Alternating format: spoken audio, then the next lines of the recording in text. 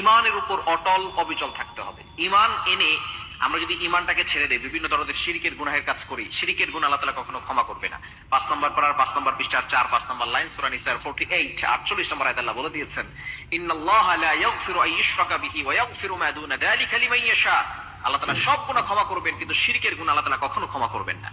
এজন্য 1 নাম্বার হচ্ছে ইমানের উপর অটল অবিচল থাকা। নিশ্চয় যারা ইমানের উপর অটল অবিচল থাকবে তাদের মৃত্যুর সময় কোনো ভয় থাকবে না।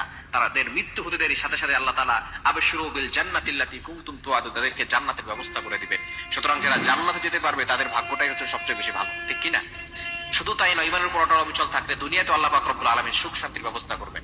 নাম্বার 2, দ্বিতীয় নাম্বার হচ্ছে আল্লাহর আনুগত্য করা, আল্লাহর ইবাদত করা, সকল গুনাহের কাজকে ছেড়ে দিয়ে আল্লাহর আনুগত্য করা। আল্লাহ পাক রব্বুল আলামিন মানুষ এবং জিন জাতিকে একমাত্র আল্লাহর আনুগত্য করার জন্য এই দুনিয়াতে পাঠিয়েছেন। এবং 3 নাম্বার হচ্ছে দোয়া করা। আপনি যত বেশি পারবেন ইস্তেগফার করবেন, তাওবা করবেন এবং আল্লাহর কাছে দোয়া করবেন, হারাম থেকে দূরে সরে আসবেন। এবং একমাত্র দোয়াই পারে মানুষের ভাগ্য পরিপূর্ণভাবে পরিবর্তন করে দিতে। এজন্য অবশ্যই আমরা বেশি বেশি করে আল্লাহর কাছে দোয়া করব। এই 3টি আমল যদি করতে পারি, আল্লাহ পাক রব্বুল আলামিন